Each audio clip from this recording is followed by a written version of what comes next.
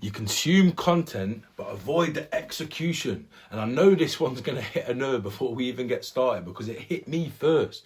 Because there was a period in my life, multiple periods in my life, when I was consuming more personal development content than ever before. Podcasts, YouTube videos, audio books, clips about discipline, habits, clips about high performance, and share them to my Instagram story. And I was listening to all of it every single day, non-stop, driving somewhere with a podcast on, listening to something motivational in my ears, working with something playing in the background, watching videos at night about mindset and success and habits. And if you asked me back then, I would have said that I'm working on myself. But when I look back, honestly, I wasn't working on myself at all. I was hiding behind the content, inside the content, because consuming content felt like progress. Information versus transformation. Because you can sit there listening to someone talk about discipline and you can think to yourself, yeah, that's exactly what I need to do. Then you watch a video about routines and you nod along thinking, yeah, that's a good idea. Then you hear somebody talk about standards and something inside you agrees.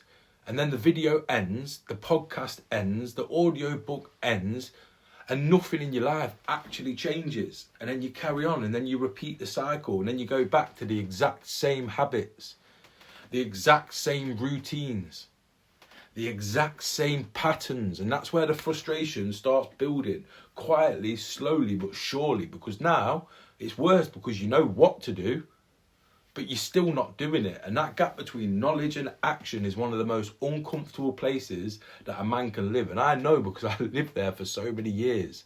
But now that ignorance is gone, because you can't pretend that you don't know anymore. I can't pretend that I don't know anymore. You know the habits that would change your life.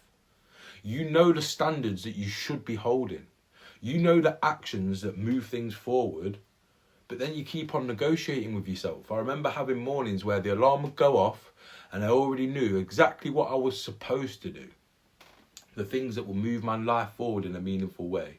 Train, move, income generating activities. Start the day properly.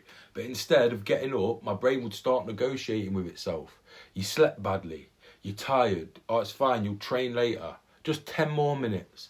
And then that same old 10 minutes turns into 30 more minutes. 30 minutes turns into skipping it completely. Then later that day, you feel it. That quiet feeling of disappointment in yourself. It's a horrible feeling to feel. It's not dramatic. It's just subtle, quiet background noise. And you tell yourself that tomorrow will be different.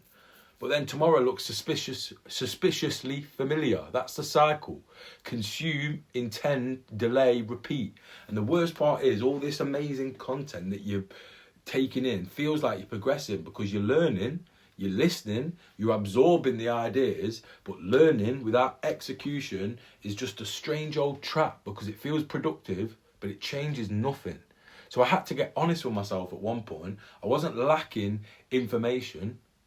I was lacking alignment, because my body wasn't aligned with action.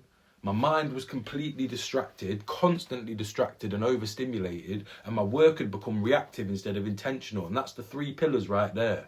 Body, being and business. And all 3 of them were slightly out of sync, not completely. So let's start with the body, because that's where the drifting usually shows up first, because you know how to train, you know what foods you should and shouldn't be eating, you've watched enough videos, read enough books, you've read enough advice.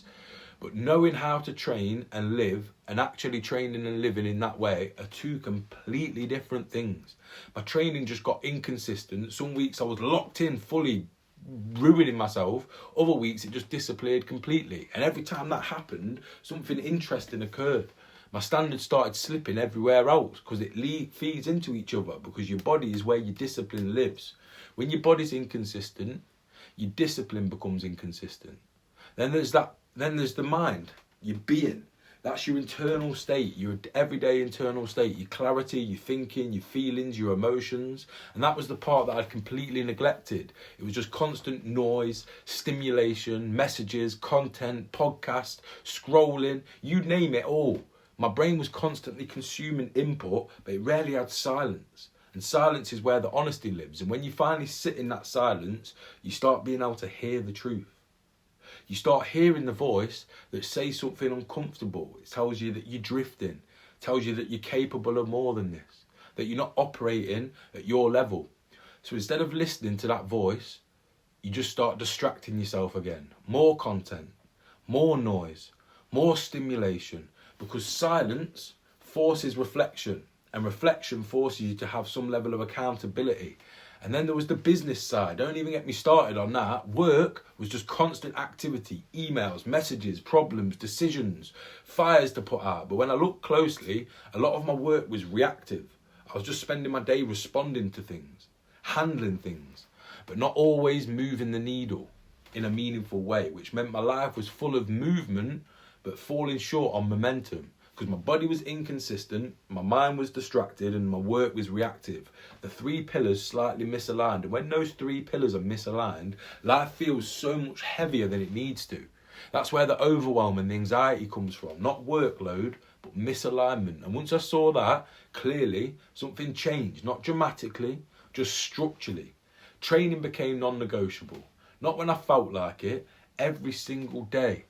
And then silence just became part of the routine. 10 minutes in the morning without a phone, that's more than 10 minutes now because I love that time of the day. And without noise, just thinking, my work and my thinking became intentional, less reactive, more focused, and something interesting happened. Life didn't just magically suddenly become easier, but it stopped feeling so chaotic and stressful and pressure. The clarity started to return, momentum started building again, and that's alignment. Body, being, business. When those 3 pillars move together, the execution becomes natural. You stop needing that motivation. You stop needing constant inspiration, and you just operate and do the things that move the needle forward. And that's the difference between consuming content and living it. So if you watch this video and something inside you recognises that within yourself, this is important, because the gap between knowing and doing is where your potential gets wasted.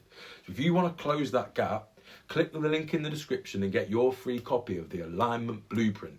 It's the exact system that I use and I work with my private clients to realign their life across body, being and business. There's no motivational bollocks in it, because motivation is like a sugar rush. It comes and goes. It's just structure, because once your actions align with what you already know, everything changes. You stop consuming discipline content and start living it.